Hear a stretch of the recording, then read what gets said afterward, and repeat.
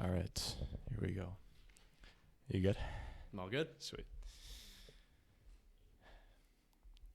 Everybody, welcome back to the Voices of Vic Podcast, VoV. I am here today with Callan Murphy, fourth year Computer Science and Astrophysics student. Oh, we got to redo it? Okay. Okay, well, I'll just redo the whole thing. Shit. You're good. Okay. Everybody, welcome back to the VoV podcast, Voices of Vic. Today, I'm joined with the fourth year Callan Murphy, studying computer science and astrophysics here at UofT. Tesla intern right now, and all sorts of stuff that, makes his resume so complete. So we're going to talk about that today. Callan, thank you for coming on. I appreciate Absolutely. Thank you so much for having me. I appreciate it. So we just want to start off, tell the people who you are, your background, what makes you such an awesome guy to talk to right now. Cool. I don't know about that, but yeah, you said it. I'm in fourth year of many years at UofT, at Vic, and yeah, I'm from Kingston, Ontario. When I was picking schools, I decided to go to UofT. It was kind of between Waterloo and UofT when it came down to computer science. Those were kind of like the top two for Canada, and I was kind of like, I would love to go to one of those two, and it came down to Waterloo was this concrete jungle that I thought I was not going to enjoy myself in at all, and it would just be so school focused. So yeah. I picked Toronto, the much bigger city, and I'm happy I did. And yeah, I've been here for 4 years and had a blast along the way. The academics, not as much, but all the people and all the extracurriculars and all those things that I get to do, I'm very grateful for. So yeah, thanks for having me on. Yeah, 100%. And like Waterloo is I've heard they got a competitive program there, especially for CS, all sorts of stuff. The reason I'm going to UofT, the reason I chose it, I honestly didn't look too much into programs and that type of stuff. I just Googled the rankings. UofT number 1. I awesome. love it. Cool. You're done. That looks good. University of Toronto, number 1 in the country. Perfect. That's fine. Yeah. So, that must have been a process applying for CS. Yeah, it was interesting. Actually, in high school, before I started looking at CS, I had kind of wanted to go into astronomy or some kind of like hard science, like physics, and I was trying to figure out like what I really wanted to do. I always kind of liked math and science, but I generally liked school just across the board. In elementary school and then in the early years of high school, I was kind of like, I could see myself going into like history. Like I really found it interesting. But then I was kind of like, but math and science is like, there's much more to, research and discover, and there's obviously more money. And it was also just trying to figure out like what I wanted to do long term. And I think I started heading in the kind of astronomy and physics route in like grade 10 or 11, where I was like looking at that program. And I kind of realized, do I want to be sitting in a basement for the rest of my life doing lab research and, having to wait on grants and do those kinds of things? And I was like, you know what, that's not for me. So I was kind of just thinking about where I would end up in the end. And I also just found that I found computers so interesting, and I found obviously today there's so many applications of computers. And so it was just like, where could I not use this skill set in any industry? And also I just found it fun. I found it like problem solving was fun. I also found it, I think it's interesting with computer science. People think often it's quite analytical or mathematical, but I would say there's actually an element of like creativity to it, because you're kind of working with a blank canvas in that you can kind of create any program, create anything. Someone kind of pitches an idea, or they have a visual design and they go, can you make this? And you go, yeah, I can make it. So maybe, depending on what it is. Yeah. But no, so I started to get really interested in that field, and I'm really glad I went that route. And then when I got to UofT, because of how like the double major was set up, or you could do 2 minors and that whole degree system, I found that, there was a way that I could kind of still do both. Whether or not I end up, continuing in the astrophysics or not, I still really enjoy that field. So it worked out really well that way. That's awesome. And the UofT CS is very much academia centered, no? Yeah, absolutely. And how have you found that? Terrible. Yeah, no, to be brutally honest, I really dislike the program from an academic standpoint. Yeah. I don't think that it well prepares you for the job field. I don't think that it, kind of provides necessary skills that will even apply to other areas in life. I think one of the toughest parts is that U of T is such a big graduate school, and they put so much emphasis on the research, and research brings in money, it brings in accolades, it brings in alumni donations, and so it's not really surprising that graduate school is the focus here. But I would say, I'm not in other programs, I can't really speak for them, but I would say CS in particular seems to be quite focused on trying to streamline, in my opinion, undergrads into master's programs. And so it seems like a lot of it is focused on the research side of things and focused on, what are we really talking about, and doing like mathematical analysis of code as opposed to coding and learning how to solve problems and learning how to work in the workplace. Obviously, I'm kind of, applying my own bias there as well of like what I think about it, but it's, and there are definitely courses within it that are more practical. So not to discount those, but I think generally speaking, a lot of skills that I've obtained in that field or like have made me better in my career have not come from school at all. They've come from side projects, they've come from internships, they've come from working with people and talking to people. They've even come from the humanities and like, how do I think about things, and how do I, write an essay? How do you develop kind of those skills that I think apply better to that industry more than kind of regurgitating mathematical proofs? So absolutely. Yeah. And do you think that, like we were talking about how I just pretty much chose U of T for the name, the shiny name. Yeah. Would you say that is going to benefit someone more? Like if someone's thinking of where do I go? Is it Waterloo? I mean, I don't know if Waterloo is very practical either, but a more practical school that focuses on the skill set that you need in CS, or do you think that the shiny U of T name is more beneficial? What do you think? It's a good question. I think one of the tough things is, and I think this is about university in general, is like, what is the goal? And I think nowadays it's such a given that it's like, okay, what's your undergrad in? Then we'll look at like, are we going to hire you? Like it's very much a benchmark. I mean, tons of people have said it about, undergrad almost becoming the new high school graduation, where you're not really getting a job with an undergrad degree in a lot of fields, unless you're going into a lot of those fields that are really depleting in interest now. And there's a lot of job market for them, like the trades and apprenticeship type positions. But I think other than those, you're seeing so many professions that want an undergrad degree in something. And I think we've kind of devalued the undergrad degree in that sense, where now it's everybody needs to have one. So it's kind of this, like, what is it now? It's not necessarily, I wouldn't say it has the value that it potentially used to have, but I also think 100%. We've changed like how we are going about wanting people to go into the undergraduate program. Like, are people going into it because they want to learn more about a field? Are people going into it because they want a career? Like, I think about this, like, there's such a wide spectrum of different programs. You got programs like nursing, which are literally supposed to be like, you are in nursing, you're going to be a nurse. Like, its application is that one field, unless you write the MCATs, you go to med school. Other than that, that's what you're going to do. If you're in computer science, you're either going to go into academia, or you're going to be a computer scientist or a data engineer or something in that area. If you get an English degree, you could end up being, working on Wall Street. One of the grads from Vic, Wendy Cecil, who's a prof there. That's what she did. She graduated from English, and she went on Bay Street in Toronto and was incredibly successful. Like, it's so interesting how like wide ranging university is now, I would say. And I think that with like the school name versus the program in particular, I think it really depends. Like, where do you want to work? What do you want to do later in life? I certainly think that having U of T next to my name helped me in getting internships and helped me in networking, because even outside of Canada, well, actually only outside of Canada, people have heard of Toronto and about nothing else. Yeah. So even if they don't know the University of Toronto, they know the city of Toronto. If I had gone to, Queen's University or Carleton, or even if I went to Ottawa U, which is hilarious because Ottawa is the national capital, I would say less people have heard of Ottawa than Toronto. That's completely. Yeah, so it's wild.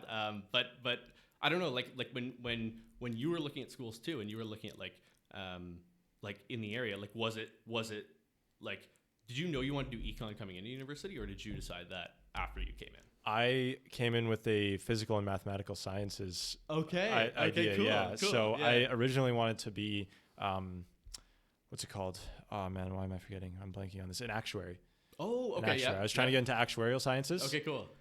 Then Matt 137 happened, and I was like, I don't think I'm on the level that these guys are at. Just the IQ needed. That's a tough course. So, yeah, I mean, I was confident going in. Yeah. Like, honestly, because in high school, I came out of grade 12 math with a 98. Yeah. And I was like, this is great. I'm Yeah. going to go into I actually started at 157. Yeah. Yeah. And then I was like, this is, Man, what is going on here? What is happening? So I realized that I was not, I guess, up to the task to be an actuary for actuarial sciences. Yeah. So I then moved up to econ, which is a social science. But yeah, I guess my philosophy now is kind of to just, I'm not going to say escape, but get out of university with as much general applicable knowledge. I'm not trying to, honestly, I'm not trying to be an economist, which kind of shocks some people. Why are you taking economics if you're not trying to be that? But like we just said, you don't exactly need, there are some programs that you're going in to study that you're going to become something related to that. Like you said, CS, life science students, if they're going into med school, especially. What else? Engineering. These are all, programs that you go into school expecting to leave with a kind of a career in that field. Right. But something with econ, it's not as guaranteed. Yeah. And my other minors, stats and psychology. I'm not necessarily trying to go into fields that are related to that. Mm-hmm. I just think that those topics are so crucial. Economics, money runs the world. Why not learn about that? Psychology, it's important to know how people think in any industry. Yep. So that's why I'm doing that. And yeah, I just kind of work my way once I get out. So that was kind of the idea behind that. Yeah, I think it's definitely interesting. Like I feel like if you wanted to go in and be, a software developer, computer engineer, in a lot of ways, I think you would actually get potentially better skill set going to like a Canadian college. Like I think there, in a lot of ways, you are taught how to code, and you're taught like different coding languages, and you're taught like how to build different products and how to work with people, and it's much more people centric. Right. And if you go to university, it's a lot more academia centered, which is the point. Yeah. But I think that unfortunately we live in a world where in order to get hired for those positions, especially at bigger companies, they want you to have a university degree. And it's kind of ironic because I think the university degree might prepare you worse than the college degree, unless you are also doing extensive stuff on the side on top of it. And sure, I'm not gonna sit here and pretend like there aren't like some benefits to like being comfortable in math and having a solidified understanding of a lot of like the ways that university approaches things from like a very academic standpoint. But I do think it almost holds people back. And I think more so nowadays we end up with a lot of people entering the workforce that just don't, that just lack the social skills, lack the interaction skills with team members, like how to talk to a manager, how to talk to a coworker, how do you write your emails, how do you write your punctuation, do you use exclamation marks, do you use emojis, like how do you talk to someone? And I think that those skills are so valuable that we've almost taken them for granted at this stage, where there's nothing in university that sort of teaches you those kinds of skills. And I see a lot of people in my program in particular that are computer science tends to be a program with a lot of introverted people. It tends to be a program with people who like video games, who like chatting, who like to be on a computer a lot. Yeah. So you tend to have, I would say, a higher proportion of people who aren't socialites or aren't extroverted. And so I think you don't necessarily need to be extroverted, but I certainly think you're going to need to work with people. And I kind of wish that we valued that more and we taught that more and we emphasized that more across all fields, because I really think that is almost, if not the one of the most beneficial skills to have in the workplace, more than any academic skill you could possibly have. I completely agree.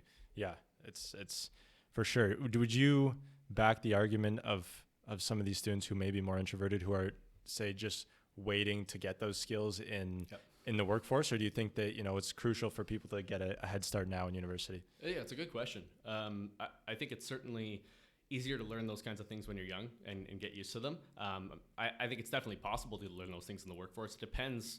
Honestly, I'm sure it depends on the field too. I think one of the things for me is, I don't know, been doing school for 16, 17 years. Yeah. I think if I'm going to get better or worse at studying and regurgitating information, I probably would have figured it out by now, what kind of state I'm at. I don't know how much more I need to evaluate myself on that particular skill.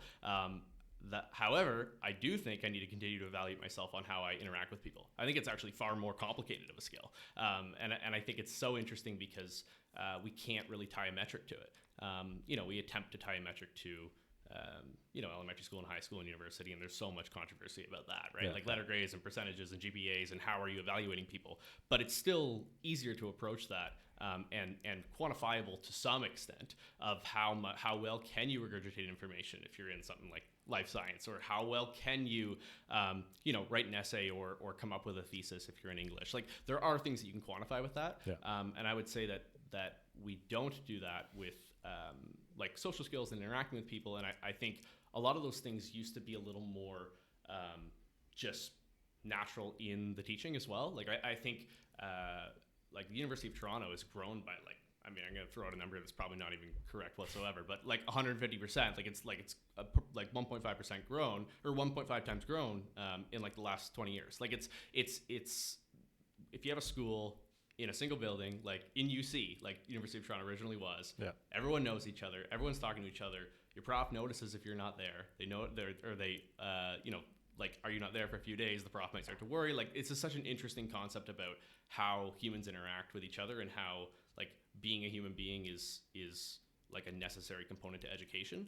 And I think like even more extreme, again, everybody said it, with COVID, like how are we handling that if you can just sit at home and go on a laptop and learn? Like, is that even learning? And what do we even define as learning? Like, is the human part integral to the idea of learning? And I think it's very, very interesting. Like, how do we determine that? That's a good point. I have never seen more people so in love with school than when COVID hit and they couldn't go to class. Oh my God. All the time. Even the kids, even in elementary, you were seeing like, sure, the start was fun. They're like, 2 weeks off of school. This is amazing. But eventually, like, my youngest cousins who just hated school are like, I can't wait to get back in the classroom. Like, wait, it's so what true. is this? It's so true. Yeah. Yeah. So it's definitely important. And I've cherished every lecture since that. Yeah. It's been absolutely. It's been great. Yeah. So How would you say that you went to high school in Kingston? I did. And the education experience, obviously, in a high school versus university is completely different. Yeah. Especially size. How big is your high school? It was like 1,000 students. Okay, so that's kind of in the middle road. Yeah.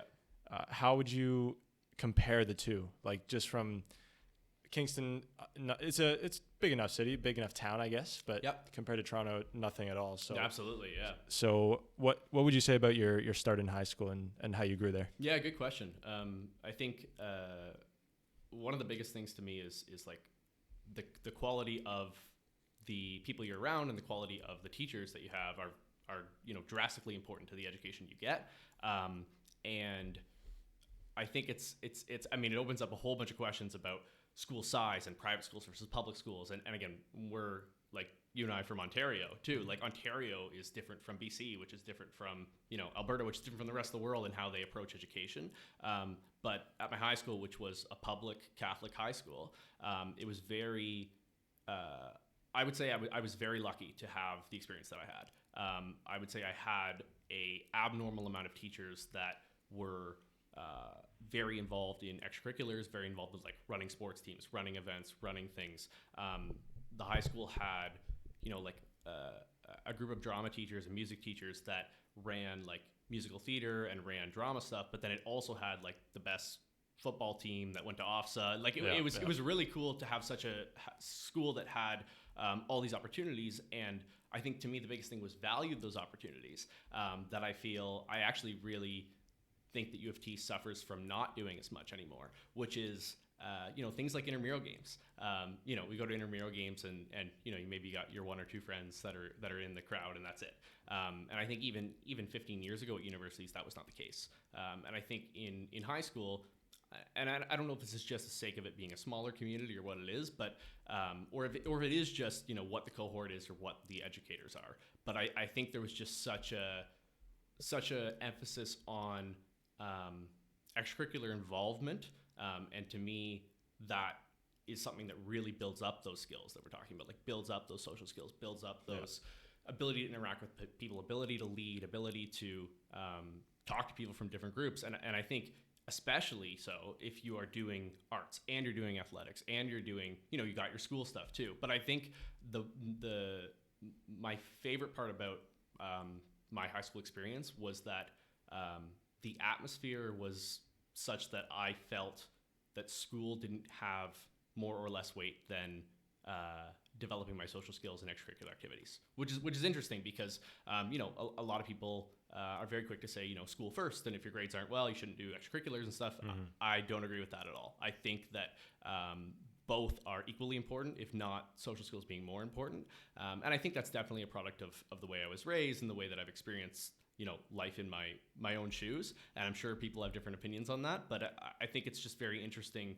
It's something that certainly exists at university in the sense of like, yes, there are lots of extracurriculars. Yes, there are lots of clubs. But I would say one of the things with university is it's very much student driven. Like very much students are founding clubs. They're securing their own funding. They're running a bunch of things. Never would you see a prof at an intramural game anymore. Yeah. And I think that's like so drastically different from my high school experience where teachers are directly involved and directly encouraging participation in these things.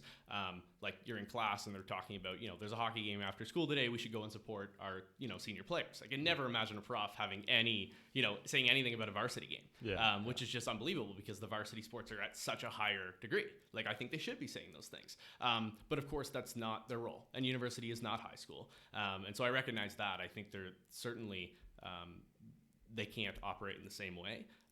But I would say that the quality of education that I got at high school was drastically, in the classroom, was drastically more effective than the quality of education that I'm getting at university. That's an interesting take. How do you feel? No, like that's, I went to a very unique high school. I went to a French high school. Okay. And it was in Brampton, and 80% of the teachers were African immigrants. Yep. And the way their teaching style honestly almost felt like they were closer. They felt more like parents than they did like teachers. Interesting. Like they didn't really, I feel like in some Canadian schools, like, small town schools, whatever, where you don't have this kind of immigrant teaching staff, it feels like a teacher is just working their job. Whereas the teachers in my high school really felt like you were almost their kids. Like they didn't take it easy on you. They kept the same level of strictness that they would on their own kids. So if you stepped out of line, they would let you know. Yeah. And obviously there are laws that are strict in preventing terrible stuff from happening, which I agree with. But they were it felt much more like a family dynamic, and the students that went there were also largely from the Middle East or Africa, and family was so essential to these groups that in high schools in my hometown, which is back in Orangeville, the idea would be to get home from school and then to go hang out with your friends. You know what I mean? Yeah. Whereas these people in my high school would get home and it's family time. You know what I mean? Yep. Like that's where you socialize. So I really like that dynamic in the high school. But as for you, I think, I don't know if you can attribute it to the high school specifically, but the extracurriculars, because you got your toe dipped in everything right now. Like you're working with VUSAC and intramurals, Tesla, all this stuff. Yeah. Would you attribute that kind of philosophy to your high school, or is it your parents maybe that taught you that? It's a really good question. It's something I've definitely thought about, and I don't even know. I don't have an answer on it. But I can speculate. I would say, in my opinion, it is more driven from my parents than anything else. Okay. When I was the way I was raised was very much I've said this before, but one of the things is when my sister and I were very young, 4 or 5 years old, basically when we could talk, if we were at a restaurant, my parents were like, okay, you're ordering for yourself. And of course your kid's like, well, I don't want to order for myself. It was like, no, you're going to, because that's a skill that you should develop. And yeah, it's scary, but that's incredibly important. Yeah. And I would say that neither one of my parents went to university or graduated university. And my dad's whole career came from his ability to network with people and talk to people and socialize with people. And so I think certainly the philosophy comes from that, but it also just comes from what values my parents hold and I hold as well, which is that how you treat people, how you are perceived by people, how you demonstrate yourself in the world is far more important than any number on any piece of paper. And I'm very grateful for, and very lucky for the fact that, like, when I was growing up, like, my parents couldn't have cared less whether I got a 62 or a 92 on a test. Like, it was like, oh, haha, I got a 99. Oh, where's the other 1%? Or if I got a 62, it was like, oh, whatever, like, we'll get it better next time. And I'm grateful for that. But I also think, like, certainly that impacts, like, my personal philosophy on things. Like, how do I think about grades? How do I think about learning? And I think my high school certainly exacerbated that. Like, I think it had, independently of my parents, it had that same kind of view, or at least it kind of, had that portrayal of that. And so I think whether I had one or the other, I think either one would have kind of geared me in that direction. But in terms of, like, again, coming back to the idea of learning these things when you're older, I think I was very lucky to have been raised in that way and had learned that early on. And then my high school reinforced that.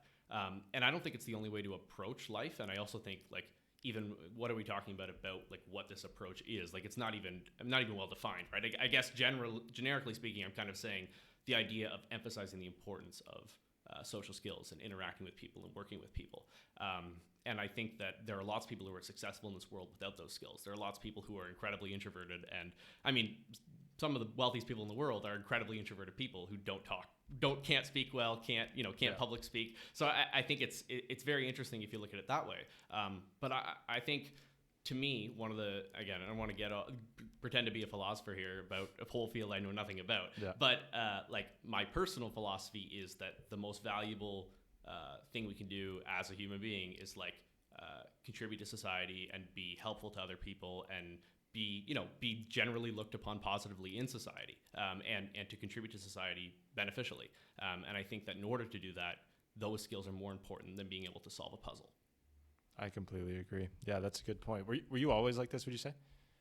Yes. Yeah, 100%? Yeah, 100%. That's good. Yeah. No, it's like I certainly growing up, I liked school. I wouldn't say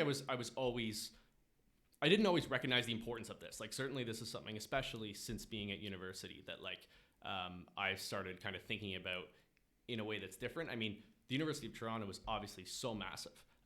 And when I picked it, everybody kind of said that. They were like, oh, that school's too big, like people have trouble making friends, and you might want to go to a smaller school.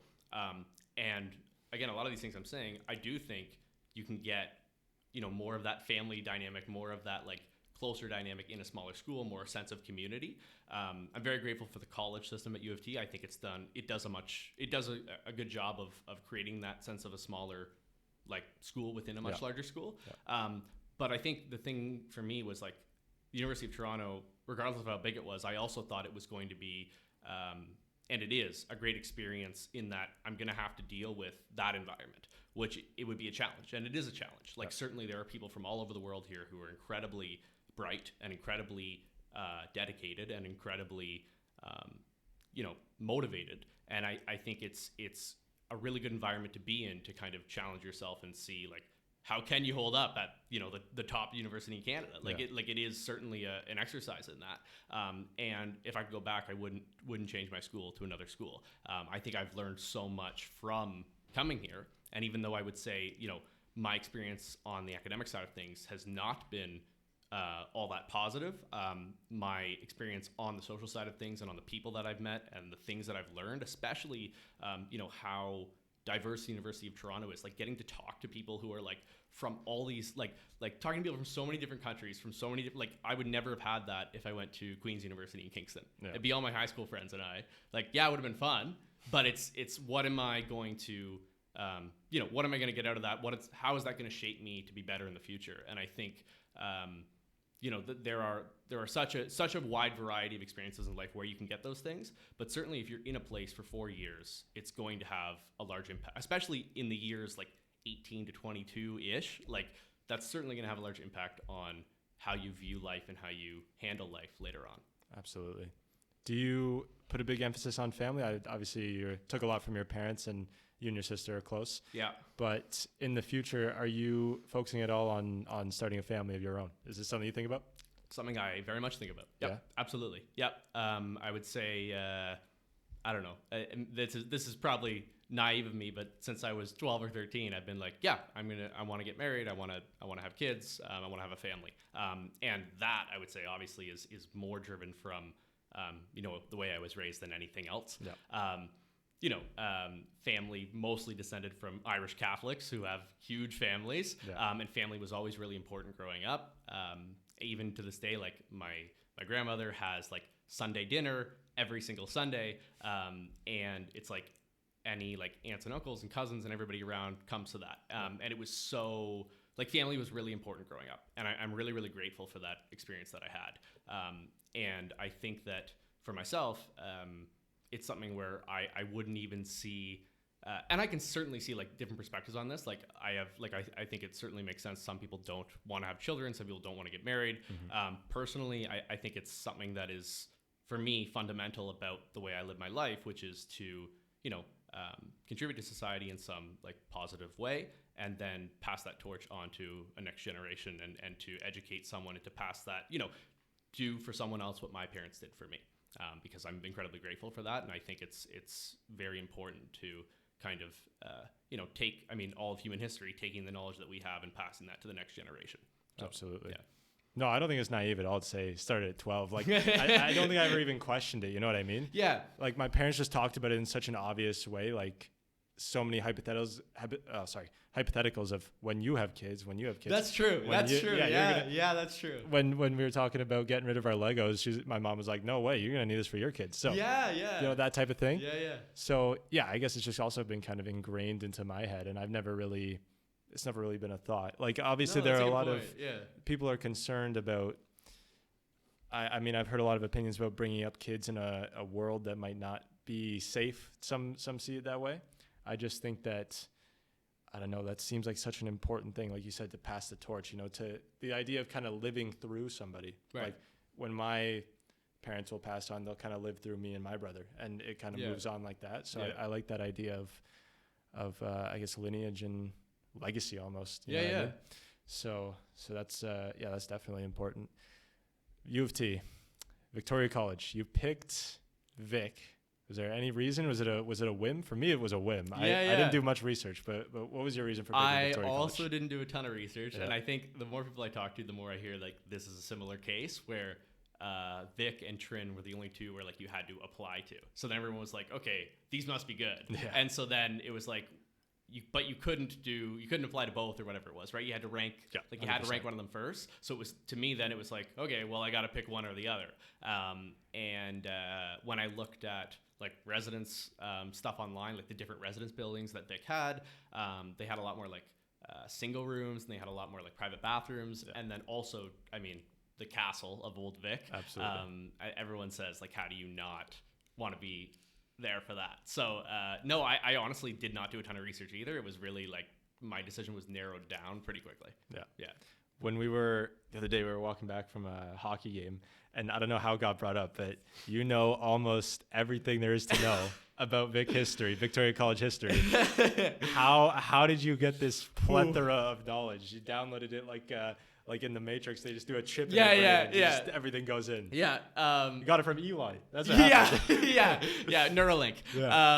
Yeah. Don't tell anyone though. No, it's funny because it's such a I love to joke about it. It's such a useless wad of information, which is so funny. Instead of, and this really started a couple of years ago, but instead of doing schoolwork or doing things that I do think are beneficial, it was like, let's look into this history of this particular college in this particular city, which is so arbitrary. But I just really enjoyed it, to be frank. Like I found it so interesting, especially like when I was living on campus, like to know that like, wow, like this is a really old school. Like hundreds and thousands and hundreds of thousands of students have like lived in these buildings, have walked in these buildings before me. And that was so like fascinating to me. And again, I've always found history interesting, and in particular, like the evolution of how humans approach things like education, or approach things like, building and living in large cities like Toronto. And so even that had a component to it where it was by looking into the history of Victoria College in particular, I was also learning about like the history of Toronto. I was also learning about like the history of Canada, because those things were tied in. And so it just honestly, like in doing that, it's entirely changed my perspective on like Toronto on where I go to school and for the better. Like certainly has improved like how I feel about the school that I go to, and feeling kind of a sense of pride in the school that I go to, not because it's a school that graduates scholars or a school that gets people into job markets, but because it's a school that it has this very interesting history of people really caring about the education of students and wanting to improve the education of students and iterating on how they educate students. And so I think it's so interesting to see how that's progressed over time at one school, because I think so many schools have done that. But if you study one in particular in detail, it's really interesting to see the inner workings of how that came to be. Absolutely. We're going to, real quick, we got a bit of a Vic quiz here for you. Wow. Okay. Put your knowledge to the test. All right. Okay. Okay. We'll see. All right. Question number 1. Which residence was created first and when? Annesley Hall. And I guess the building was completed in 1903, but construction started in 1901, I think. That's exactly right. See? That's crazy. Hey, I told you there was a lot of information, all right? Absolutely. It's not useful information, but it's a lot of information. I told you. The building was also, the architect was George M. Miller, I believe, and he was also the architect of a lot of really cool buildings around the University of Toronto, one of which was Wycliffe College, which is really cool. I really like that building as well. My goodness. Yeah. Okay. See, he's not lying when he says this. We should have prefaced this with his knowledge. If you go and listen back, you can tell he's being completely serious. Yeah. Okay. Question 2. Ned's Cafe is currently in place in the Goldring Student Center. What came before it? Yeah. So Goldring Student Center was completed in 2013, and it was in addition to the Students' Union building, which was there before, and it's still there. Goldring is kind of a addition to Wymawood, and it was called Wymawood, and it was built in 1952. And if you want to go back even further, across the road, across Queen's Park, there's a building that we now call Falconer Hall, and it's part of the law faculty. That building is actually Wymawood. The Woods lived there. It was one of the first mansions in downtown Toronto, like north of the city of Toronto. Wow. And the Woods donated the building to Victoria College for residence for women students. And eventually UofT really wanted it, so we sold it to UofT and got a bunch of land on Bloor Street, which was probably the only good property deal Vic has ever made. Then we named the new building that we built in honor of that old building. But it's very funny because that old building now has no connection to kind of those original donors, and nor does the new building, because now it's the Goldring Student Center. Right. Yeah. Wow. Okay. Third question, last question. This one now seems super easy after you just went and said all that. All right. Last question. Who is Victoria College named after? Victoria College is named after Queen Victoria. But Victoria College was not named that until 1841. It was founded in 1836 as Upper Canada Academy, which was more of a high school. There wasn't really the definition of a high school, but it was called a grammar school. So it was educating more children at that time out in Cobourg. And then in 1841, it got degree granting abilities, so it became a university or a college. And a lot of the funding that they had received came from donors in England and came from the Crown. And so they kind of graciously named it after the Queen as a kind of a thank you, and also, in the hopes that it would get them good favors in the future from the monarchy. Yeah. So 1841 was Victoria College, and then 1884 was Victoria University, and then 1890 it came to Toronto. Look at that. 1836 was, you said, Upper Canada Academy, right? Correct. I don't know if you know this. The reason I've chosen 36 for my hockey jersey was for that. Founded in 1836. I did not know that. Because that is not my number at all. I love it. I play with 53 all the time. Yeah. But I'm like, if I'm going to be a captain of this team, I'm going to make awesome. a number that means something. So he got, because 36 rung the bell. Like, you know what I mean? Yeah, that's funny. I didn't even know that. I hadn't even thought about it. I love it. That's awesome. Yeah. So the real deal. Victoria College knowledge master here. So thank you for that. That was great. Yeah. 3 for 3, A+. We'll move on here. All right. A+ in the Vic quiz. A+ is probably in school too, probably in CS.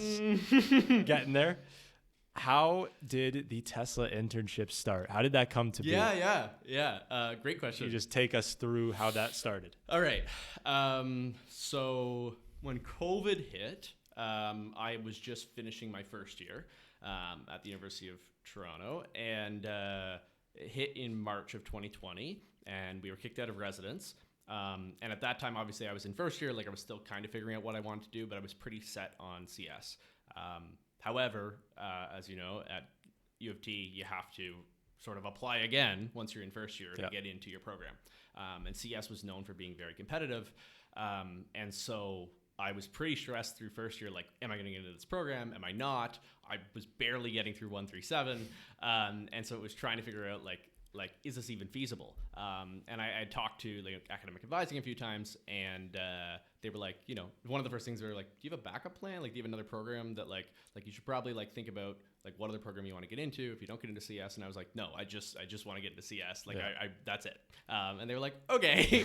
Confident. No, and it's so funny because I had no reason to be confident. I was not doing incredibly well in those courses. I was doing okay, but one of the only things that I'm really grateful to COVID for was that it made that end of term really significantly easier for me to like complete, because it was such a weird situation where we had some tests and assignments still remaining, some that weren't, and so a lot of things moved online, but they didn't get particularly more difficult than they would have been if they were in person, because people didn't really know how online classes were working yet. And I would say like the online assessments and tests and things we had after COVID happened, besides those that just got canceled outright, were like way easier. And so I got very lucky, I think, in that sense, to get into the program that I was kind of on the fringe of getting into to begin with. And once I was into it, that was like, I would say, I was like, okay, now I'm set on this field. Like, this is what I want to do. And so second year I was back home in Kingston with my family, and then doing classes online, not really loving it, but kind of really getting interested in the world of tech and kind of like wanting to be in that tech space and with those companies. And I started looking into startups. And so when kind of February, March came around, I started applying to as many kind of internships as I could for that summer. With CS, it's really interesting because it's a field that is so heavily like internship focused, because it just kind of, the field allows itself for, you know, that kind of a position, those four positions really easily, because you have someone, you know, who can add value to a company by coding and can come in for a short period of time. And so I had looked at stuff for second year, and second year I ended up applying to, I want to say like 84 or 85, somewhere like that, internships at like various companies. And I heard back from 2. And got to like the second round and then got rejected. And then the other internship that I had, like, wasn't even really an internship. The one I ended up doing for that summer came from just messaging someone on Reddit, actually. 2 guys had posted and said they were doing a startup and were doing a like kind of this finance app that they wanted to create. And I was like, hey, do you need people to like jump on board with that? I would love to do it. And they offered me like an online internship, and I did that. And so I would say that like, and that was at a company called Utradia. And doing that summer at a small startup in a small team, I would say gave me really the groundwork to understand like how do I get into this field and what do I do? And once I had that on my resume as well, that also helped for the next year, where I again applied to like 75 to 85 places. You know, I was doing all the typical things on LinkedIn, messaging recruiters, like all the classic stuff you see. Like I would say I was fanatic about it. Like I was like neglecting school and prioritizing that, because it was like this is all that matters, because as soon as I can hit a benchmark like that, then I'm in. I knew and the other thing for me was, because I'm someone who values those things like social skills and is not as strong in academics, I was like, I just need to get my foot in the door and talk to these people and show them who I am, and then I can do it. But I was struggling as well, even when I would get first round interviews, because with CS, it's like first round is a technical interview. And my technical side of things is like average at best. And I knew that like I needed to get to a place where I could talk to a person. And I would be a leg up on a lot of people who aren't very extroverted in that field and who don't have those skills. So I knew that I was trying to balance that, which wasn't really easy. And of course, the bigger thing is you have these huge companies where you're sending a resume in and they're getting hundreds of thousands of resumes. Like, what are the chances that yours gets picked? Absolutely. And after messaging, hundreds of recruiters, most of whom did not reply on LinkedIn, one who gave me kind of a bite, but not really, I ended up getting an interview with one team at Tesla, got through 3 rounds of interviews, and got rejected at the last stage. And I was like devastated, because not only was like Tesla a big company, but it's actually one that like is of particular interest to me. Like, I particularly was fond of what they were doing and found it very interesting. And so I was very disappointed, and then kind of, tried to apply to more things in the new year. And eventually, I got a random call at like 10:30 p.m. and it was like, "Hey, I'm so-and-so calling from Tesla. We wanted to, be interested in you wanted to interview for the cell engineering team." And I was like, "Cell engineering? Like what?" Like, I was like, "Yes," right? Like, I had no idea what he was talking about, but I was like, "Absolutely." And I talked to the team, and it was really interesting because it was very much more a manufacturing team, like talking about building the batteries. But I was like, I don't really know anything about that. I think it's really cool. I'm sure software and computer and skills that I have could apply to that. I would love to do it. And I talked to the team, and the particular team that I interviewed with was a team that I would say had a philosophy that is a lot like mine. A team that felt that, people skills and working with people is so much more important than the technical skills. Even more so because in that manufacturing environment, you have a lot of people who are really, really good at manufacturing and don't know a lot about the data side or the number side or the technical side. And you have a lot of people who are really good at data that really can't talk to people. And so they like having that bridge was something that was very like beneficial. I came to learn. But getting picked from that pile, I would say, was really just luck. Like having certainly effort to go and apply to all of these places and to go and message all these people. But at the end of the day, that's not even what got me into there. It was really I talked to my manager about this after. I was like genuinely, once I had finished the internship, can you tell me how did that even happen? And he's like, "You want me to be honest with you? We just happened to pull your resume from the pile." Wow. So luck. And volume too. Volume and luck. Yeah. I guess. That's cool, man. Yeah. And very long-winded answer to a simple question. No, that's a good story. And you were down there in Austin for the summer. I was. Yeah. Which was cool. Yeah. Was there an opportunity to go anywhere else, or is it like, no, we're sending you here? It was there. That's where the team was. That's where things were ramping. Tesla had done their kind of test facility in California for making new batteries, and they were really ramping up and building this brand new facility down in Texas, Giga Texas, which is something like the second biggest building in the world by volume or something. It's so cool. And that was surreal. Like that is my office, right? And so going there for the first time, and again, none of it felt real. None of it ever felt real. It didn't feel real on day one, didn't feel real on day two. It still doesn't feel real. To know that this company that I particularly loved and followed and whatever is actually a company that I work for. But I would say that also drove me to really, really care about it and really want to succeed and really want to put value into that company because I cared so much about it.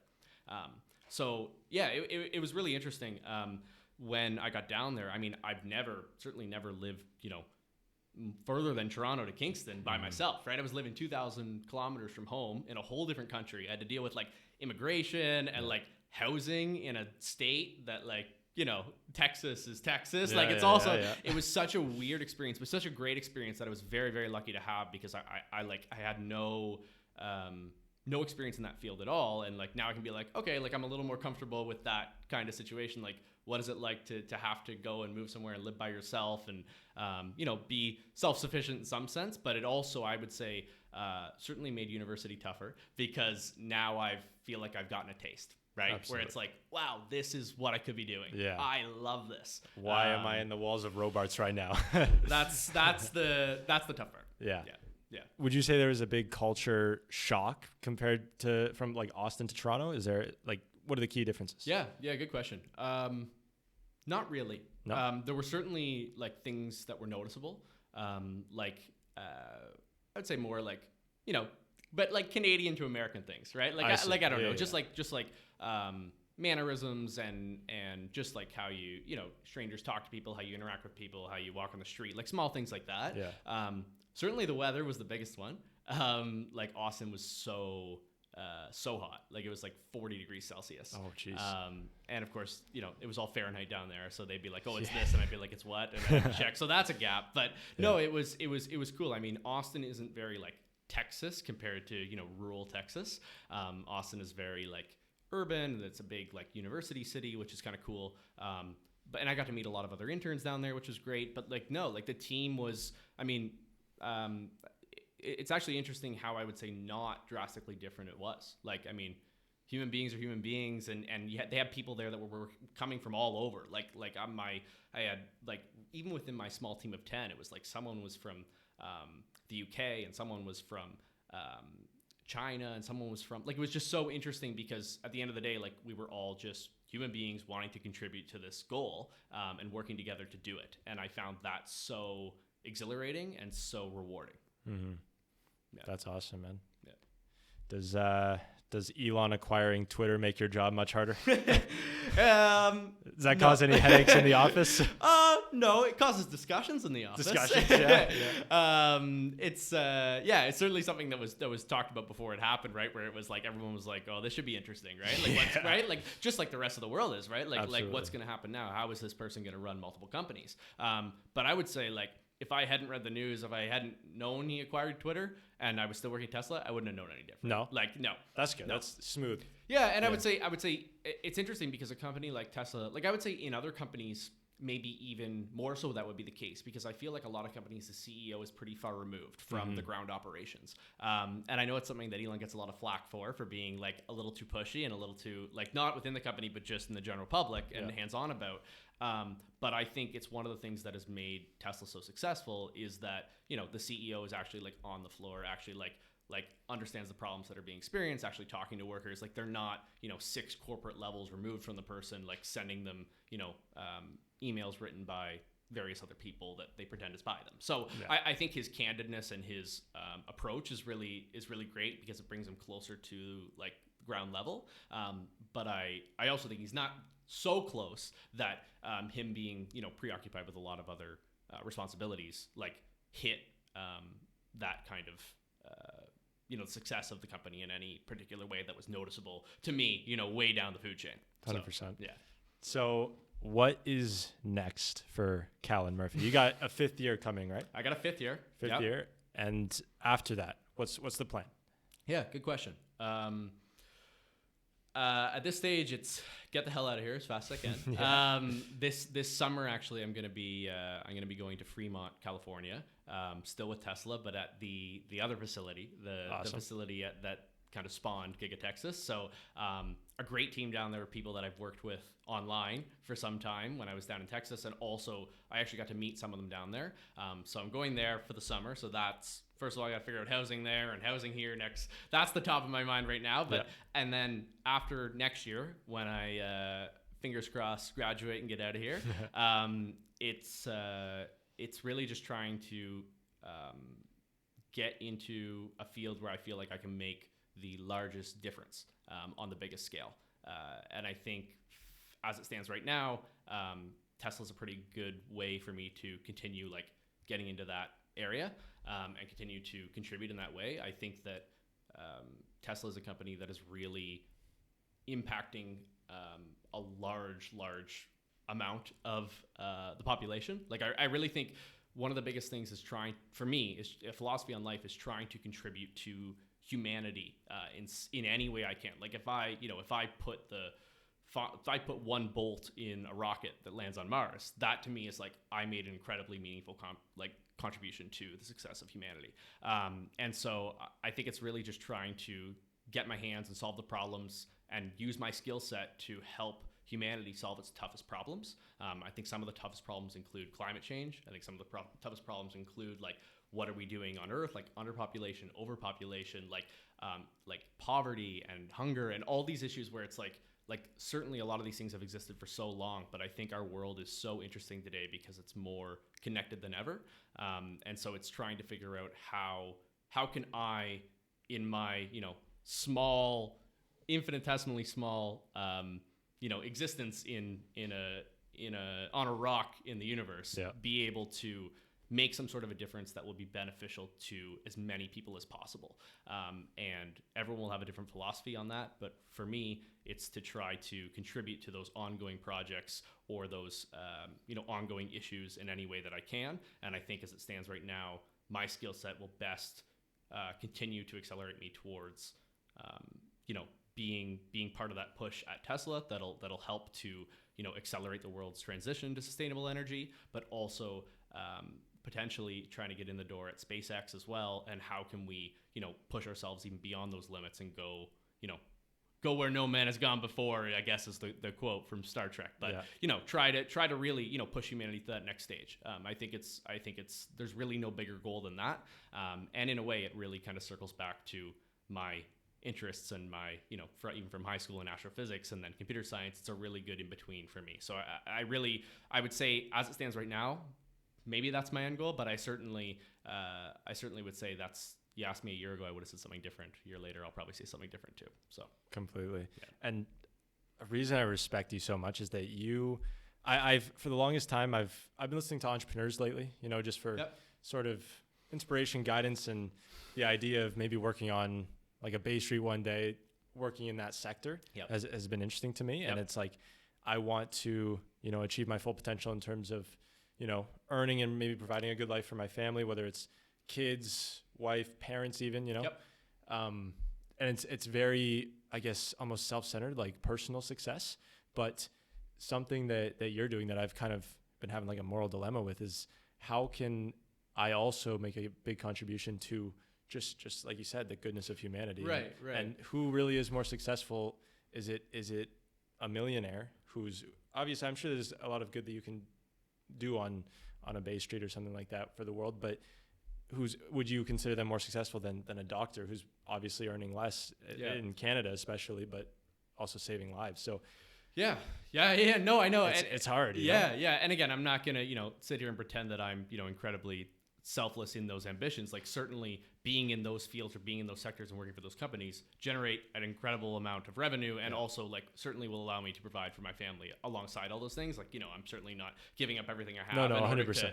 To and some people are doing that. So like fully commend that. But I think it's actually, we're very lucky to live in a world where you can be compensated for helping to solve some of the biggest problems in humanity. And some you don't, right? Like certainly like a lot of nonprofits, a lot of people trying to solve some of the world's biggest problems, they aren't that, financially feasible or like financially, profitable to the people working in those sectors.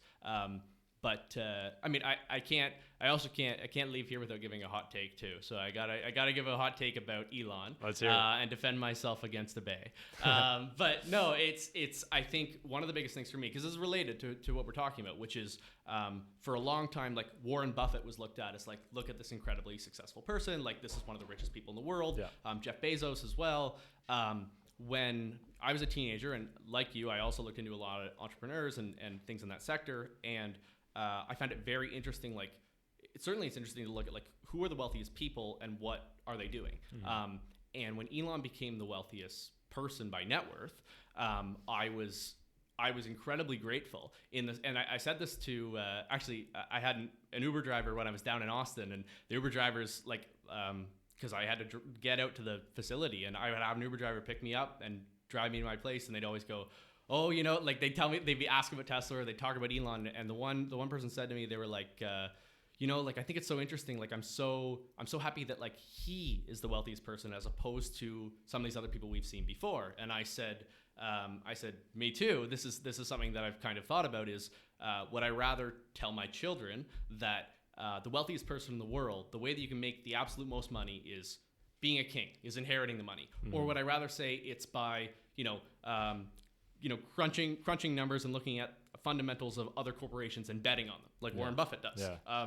Or would I rather say it's someone who's trying their best to advance humanity, trying their best to push humanity into its future as fast and as successfully as possible? Someone who is trying to change the world, someone who is hands-on solving problems, someone who is not just an economist or a financial expert, but someone who is an engineer, someone who actually is trying to solve those problems, and someone who really has their hands in everything and is incredibly ambitious in really, really caring about the future of humanity. And whether we want to acknowledge that today or not, I still believe that that is an admirable goal. And I think it's something that I'm very, like, I often think about the fact that telling children or telling future generations about this idea of wealth, of who should we aspire to be like. And certainly there are things about, I don't think I'm going to tie this to personality or tie this to, certain characteristics that someone has, but certainly in the industry that those people are in, I'm very grateful that someone with a particular approach to contributing to humanity that Elon has is the wealthiest person, as opposed to, oil and gas giant, a king who inherited wealth. Yeah, like, again, I just think it's so interesting who acquires the most wealth and why. I personally believe that he's a man of purpose. I don't think he doesn't seem too financially driven. That's the thing. Yeah. He knows obviously that the money's going to come Yep. with the things he's doing, but he does seem very centered on, like you said, the advancement of humanity. And I think he's actually giving purpose to people who might be worried about the state of the earth, that what if we could go somewhere else? Yeah.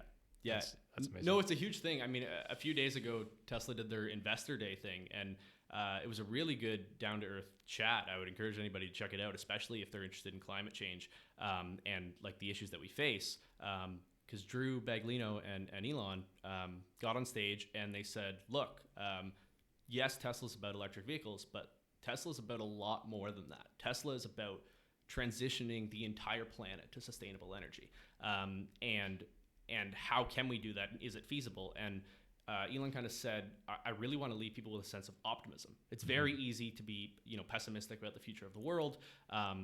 And it's very easy, for that to impact your life or how you approach things. And certainly it can drive you to want to change the world and want to improve it, which is good. But I think that presentation was really interesting for them to say, there is hope. Look what you can do. Look at these, when you crunch the numbers, when we talk about where we're going, when we talk about how we can project the future and how we can advance humanity, let's look at what we have achieved, where we are going, and what we still need to do to get there, and what hard work is still there. But let's try to approach it from a different angle and try to really push ourselves to be the best human race that we possibly could be. I completely agree. That's good to hear. That's great to hear. We'll end with one last topic. Vic Hockey, are we winning the championship? I think that's a given. Are we taking it home? Probably. We'll see. Medicine will be the tough one. Medicine's up there. It's an 11 p.m. game. You never know who's gonna show up for it, we'll but see. I think we can get it. I like your chances. Yeah. Any final thoughts for the people at home? No. I think all I would say is keep pushing towards whatever your personal goal might be. I think a lot of people have very different philosophies on life, and I think that's one of the important things about humanity is that we don't all have the same philosophy on life. So even if my personal goal is like I want to do this particular thing, I think if everyone had the same philosophy as me, world would be terrible. I think we need people who look at things differently. We need people who approach things differently, and I would encourage everyone to talk to people who have differing views from you, who would talk to people, listen to people, watch podcasts, watch things from that have different political perspectives from you, that have different personal perspectives from you.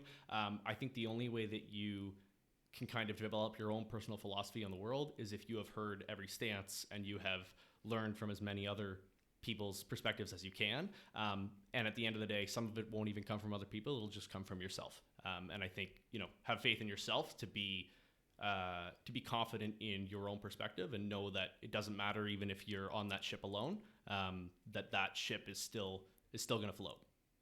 Thank you very much. Thank you. Good having you. Everybody, thank you for listening, and we'll see you next week. Peace out. Thank you. Thanks, Carter. Awesome. That was fun. Okay. That was good. Holy. I should have got you a water bottle. I'm so sorry.